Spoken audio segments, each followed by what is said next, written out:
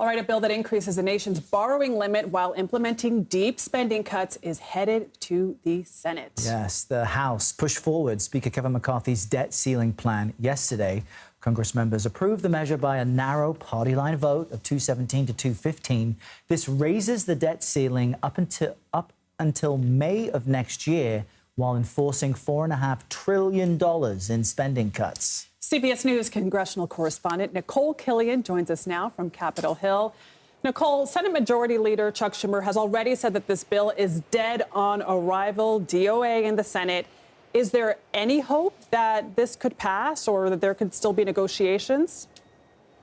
In short, no. I mean, obviously, Majority Leader Chuck Schumer controls the agenda, and if he sees it as a non-starter, it's unlikely to go anywhere here in the Senate. Furthermore, you have Democrats who have now dubbed this the Default on America Act, so that's their other version of saying it's DOA. So they're making it pretty clear they have no intention of taking this up, and the White House, too, has even rejected this package, threatening a veto if, in the off chance it did make it through the Senate, saying that they don't expect this bill to see the light of day. So that being said, at this point, Speaker McCarthy had hoped to get this bill passed to jumpstart negotiations with the White House. And so at this point, he's really putting the ball in Democrats in the White House's court.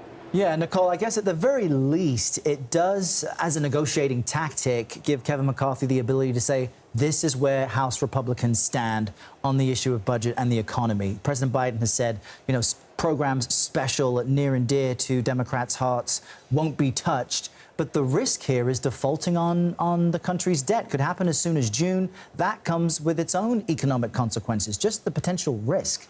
So what are the chances now of avoiding that and getting negotiations somewhere, successful? Absolutely, and I think that's why you also saw the Speaker move pretty quickly on this package. It didn't go through what's called regular order, where the bill goes through committees first and it gets all marked up. This just strictly went through the Rules Committee. They put it on the floor. They made a couple of adjustments to it.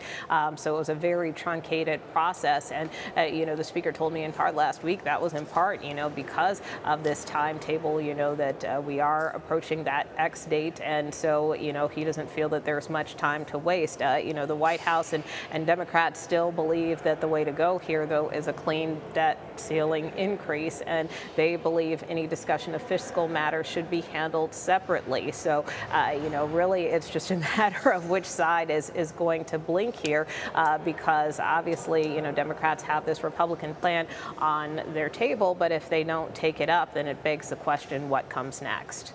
A game of chicken with the American economy. Yeah, really.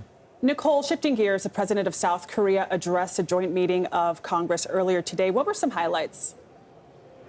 Well, the South Korean president received a very warm welcome. He did not do an encore performance of American Pie, which we heard from the state dinner last night, but he did speak very strongly and passionately about the alliance between the United States and South Korea, which is now marking 70 years. He talked about the economic relationship, about, standing up for democracy and human rights around the world. And he also talked about, the significance and importance and contributions of many Korean Americans, including members of Congress who he highlighted, including Congresswoman Kim and Congresswoman Steele, Congressman Kim, as well as Congresswoman Marilyn Strickland. So he kind of gave them a shout out in his speech, but to really show that they exemplify, the partnership between the United States and South Korea. And he also touted, of course, that agreement that was reached and signed with President Biden just yesterday to deter nuclear threats from North Korea. I didn't realize the South Korean president had such a good singing voice. I mean, that was a real winner. Nikole, are you much of a singer? I am not, but, I did watch, and like I said, he got a very rousing applause from the members. The chamber was filled on both sides of the aisle. Something unique for sure in the nation's capital. Nikole Killion, thanks so much. You bet.